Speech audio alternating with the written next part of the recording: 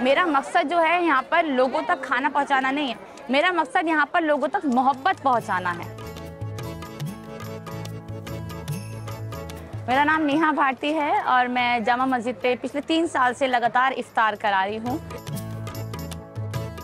आज हमारे पास पकोड़े हैं और हम पकोड़े बनाकर लेकर जा रहे हैं इफ्तारी में। पहले दिन हम पकोड़े बनाकर लेकर जा रहे हैं। हर रोज़ हम अलग अलग चीज़ें बांटते हैं। मेरे घर वाले और मैं, हम सब मिलकर, मेरे दोस्त लोग काफ़ी सारे, हम सब मिलकर इफ्तारी बनाते हैं खुद से, घर में खुद से इंतज़ाम करते हैं और यहाँ पर लेकर आते हैं और रोज़े के टाइम रोज़ेदारों को उनका रोज़ा हम खुलवाते हैं। हमारे लिए बहुत खुश नसीबी है कि बहुत से लोग हमसे इफ्तारी लेने आते हैं। मैं नॉन मुस्लिम हूँ, मैं मुसलमान नहीं हूँ, उसके बावजूद भी मैं यहाँ पर आती हूँ। आज हमें पूरे 23 दिन हो चुके हैं यहाँ पर आते हुए। जब से मैं पैदा हुई यही सीखा कि हिंदू मुसलमान सब एक है, कोई अलग नहीं है।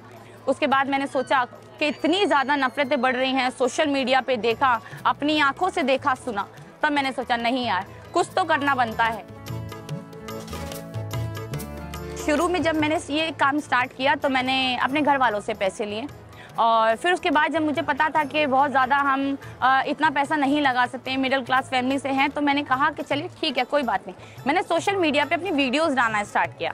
सोशल मीडिया से काफ़ी लोगों ने बोला कि हम आपको सपोर्ट करना चाहते हैं, हम आप तक सामान पहुँचाना चाहते हैं, जो भी आप सामान चाहे।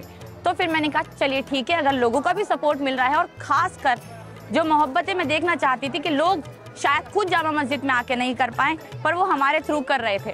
फिर हिंदू लोग, मुसलमान लोग, सिख भी लोग, काफ़ी सारे लोगों ने मुझे सामान पहुंचाना स्टार्ट किया। फिर मैंने सोशल मीडिया पे लगातार अपनी वीडियोस डालना स्टार्ट किया, उनसे मुझे सहयोग मिला और आज हम ये कर पा रहे हैं। लोगों का रिस्पांस बहुत पॉजिटिव रहता है, लोग फ़ोटोज़ खिंचवाने आते हैं, बहुत प्यार देते हैं, बहुत अच्छे कमेंट्स पास करके जाते हैं, बहुत अच्छा रहता है। सबको पता चलना चाहिए कि जो नफ़रतें हैं कितनी भी बढ़ाने की कोशिश कर दी जाए, मोहब्बतें ज़िंदा रहेंगी। तो मेरा जो मेन मकसद है, मेन पैगाम है, वो है मोहब्बतें ज़िंदा रहनी चाहिए।